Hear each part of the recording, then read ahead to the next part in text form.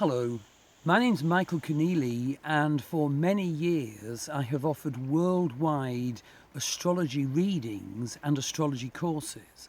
And this video is to say to you my belief, the belief I came to, I think it was in 1996, that to do a good job in astrology, you really have to be able to cross-refer to both Vedic astrology, the astrology of ancient India, and Western astrology.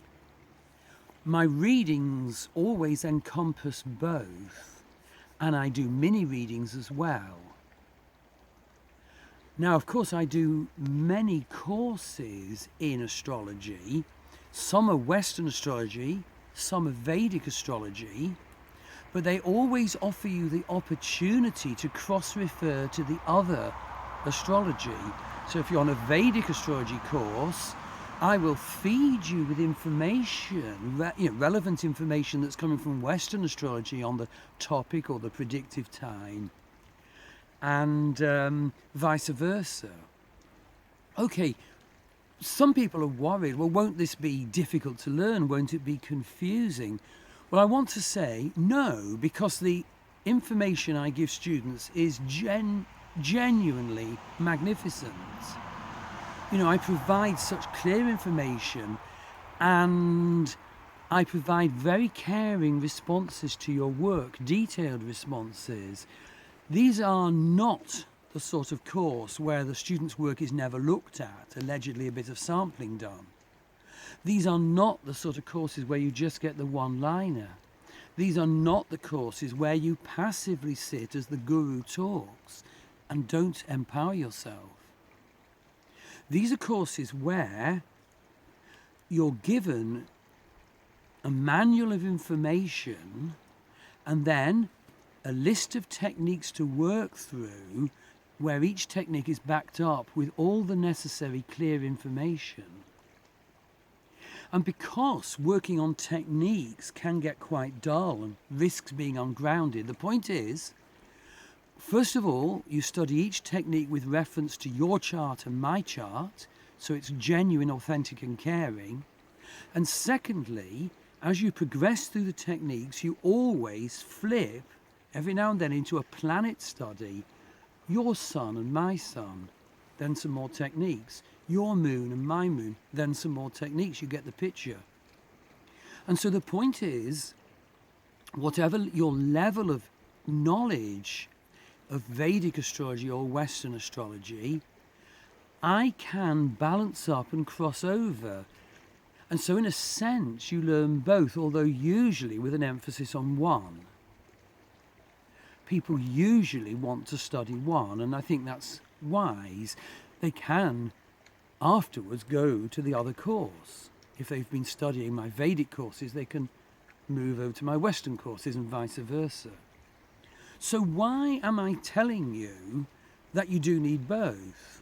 Okay, well, Vedic astrology is essentially about your incarnational life purpose, the circumstances you will attract at birth, the circumstances your soul chooses at the beginning of this incarnation.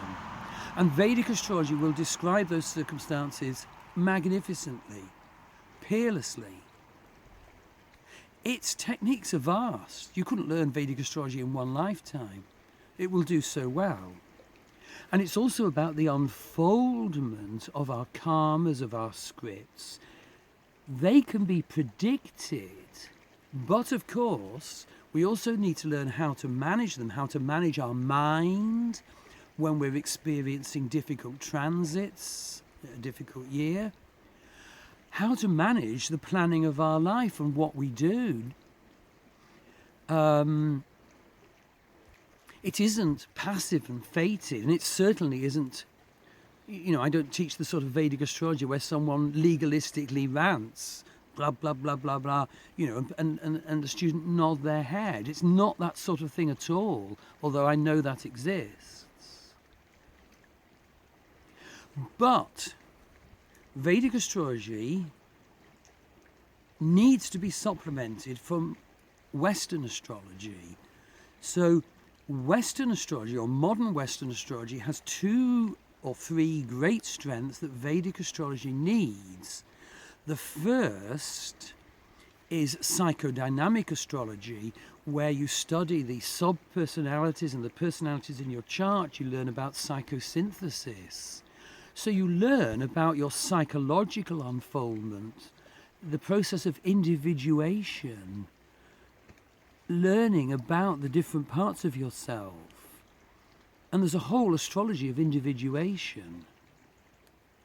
And also in that unfoldment, we definitely take on board the messages that will be coming from your soul in the astral at any given time.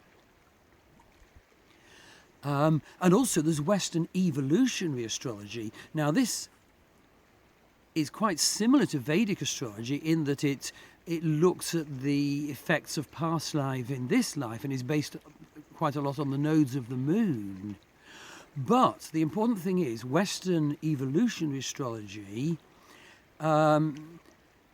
is based on the tropical zodiac, and Vedic astrology is based on the sidereal zodiac. Okay, what's the difference? Well, the tropical zodiac of Western astrology is where its start point is wherever the sun is on the first day of spring, the Vernal Equinox.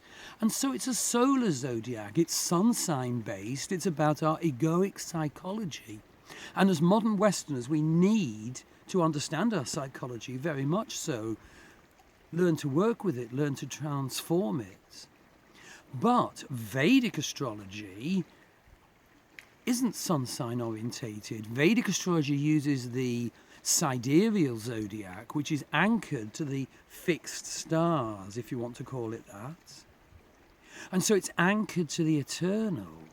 In fact, Vedic astrology uses two zodiacs, both anchored to the eternal, the wonderful, powerful and beautiful 27 nakshatras, the 27 lunar signs, and the 12 solar signs of the sidereal zodiac. So the two astrologies are actually anchored to different things. Vedic astrology, sidereal zodiac, is the eternal taking form.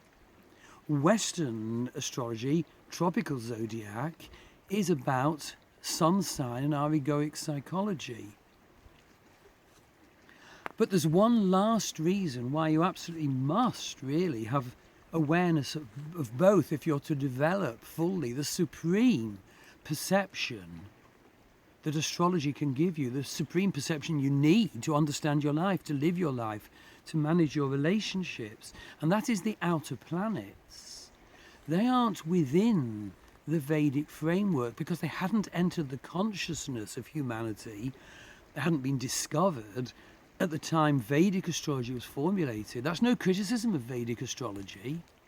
It's just that certain new gods of change have entered the human consciousness. And they can be handled well or they can be handled badly. Uranus, Neptune and Pluto. And also Chiron, your wounded healer. And the effects of these planets in your birth chart are totally enormous. They will totally alter the way you will psychologically experience the energies of the inner planets. You see, Vedic astrology won't be aware, for example, if you have Sun opposite Neptune or Venus opposite Neptune. But it's so very important to know if you've got a Neptune opposition, because that perception can save you from the dangers of a Neptune opposition, which can include alcohol, drugs, escapism, and being a sort of sorcerous person. So you do need, the knowledge of how the outer planets are manifesting in your birth chart and in your predictive astrology. I feel it's absolutely crucial to look at how Chiron might be affecting your planets. For example, I have Chiron conjunct Mars, so my experience of Mars was very damaged as a little boy. And I have a weak sun, so in fact my Mars isn't adequately managed by my solar self, the divine charioteer. There's a wonderful thing in Vedic astrology that the sun is the divine charioteer who drives the chariot of our self. and he holds in his hands the reins, and the reins go to the horses that pull his chariot, and they're the other planets. Well, if you have a weak charioteer and strong other planets, think about it. Disaster can happen. You need to learn about that. You need to improve the way you express your solar self. And also, I'm trying to say, in my case, Mars conjunct Chiron, Mars can be too strong or too weak. And so, that's very useful perception. And my final point is, in my readings and in my courses, in my mini readings and in my mini courses that are all detailed on my various websites, I try not to just simply give the perception, give the analysis, supreme though it is, very caring though I seek to do it.